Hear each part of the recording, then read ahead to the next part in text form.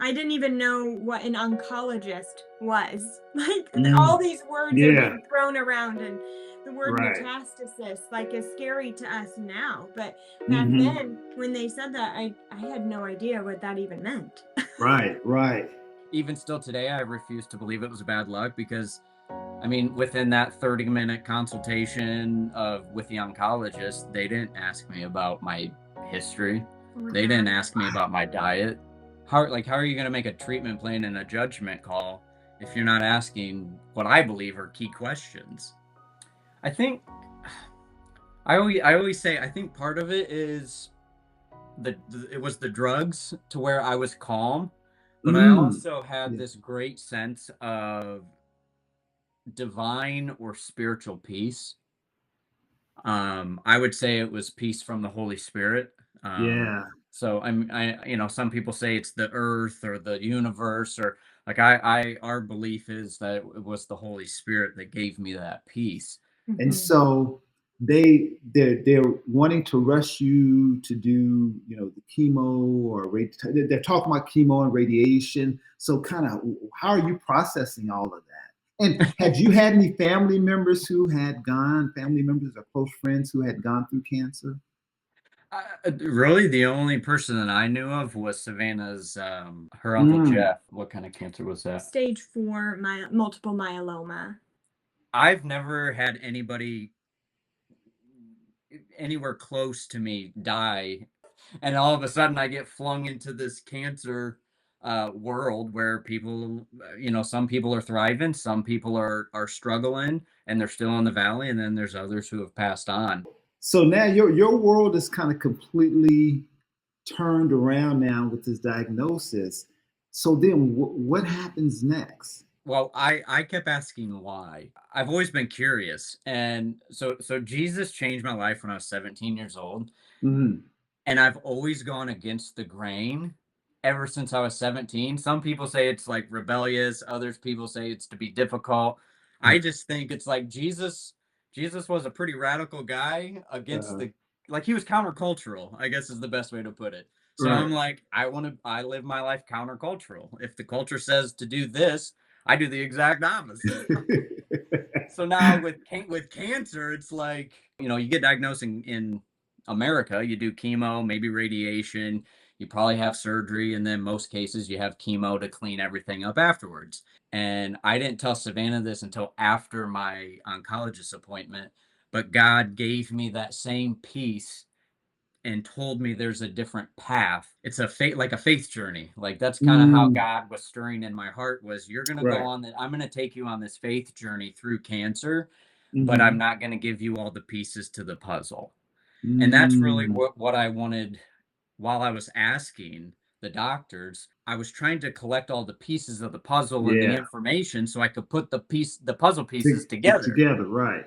So that's really where, my oncologist said, okay, we're going to put a port placement in you. We're going to start chemo like within a week or week and a half. You want me to have the port placement to be ready for chemo without us even having a full picture of if it spread anywhere else from a PET scan. So that's Hmm. kind of where my radars were going up. And I'm like, this isn't really making sense. And what did the doctor say to you when you were asking the question, why? How is this happening to an otherwise healthy 33-year-old man? What did the doctors? Yeah, they said it was either genetic or it was bad luck. And we And we that got a genetic test back and it wasn't genetic, and I even still today I refuse to believe it was bad luck because I mean within that 30-minute consultation with the oncologist, they didn't ask me about my history. Oh, They didn't God. ask me about my diet. How are you going to make a treatment plan and a judgment call if you're not asking what I believe are key questions? and I had the same experience because I had three doctors. I had my primary physician, oncologist, and urologist. And they kind of just acted like cancer just kind of came out of the sky. Like, Mhm. like it's just this random thing that just happened to me, you Mhm. know. Right. And it was only when I started doing my own research that I found that there was a correlation between like meat and dairy and prostate cancer. Mhm. None of my doctors talked to me about diet, or or even how stress affects our health. And I had gone through a lot of trauma that that never had been addressed until the diagnosis. Mm. So okay, so you they're telling you that they want to put this port in you to do chemo, and you talking to Jesus, and it's like, no, wait a minute. And so then what did you decide?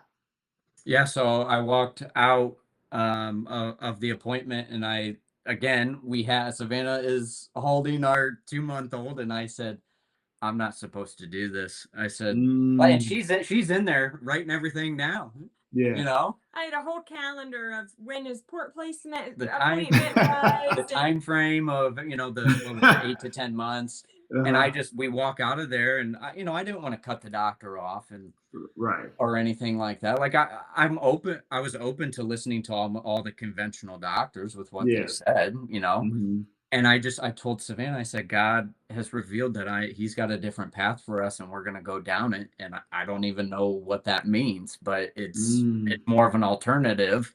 It's not the conventional. And I told Savannah, I this is kind of where we get the saying.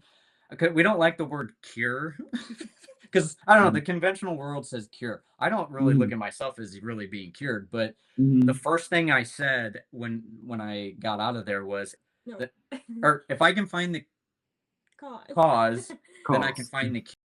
Hmm. So that's kind of where we're Lady Wellness, find the cause, find the so Mm, that's kind of really where that came from. So it was just a play on words of really right after my oncologist appointment was, if I can figure out why my body produced cancer, then right. we can reverse this or fix this. And it was an empowering feeling, knowing like, well, you know, the doctors are saying diet doesn't matter, supplements don't matter, lifestyle doesn't matter, environmental factors don't matter.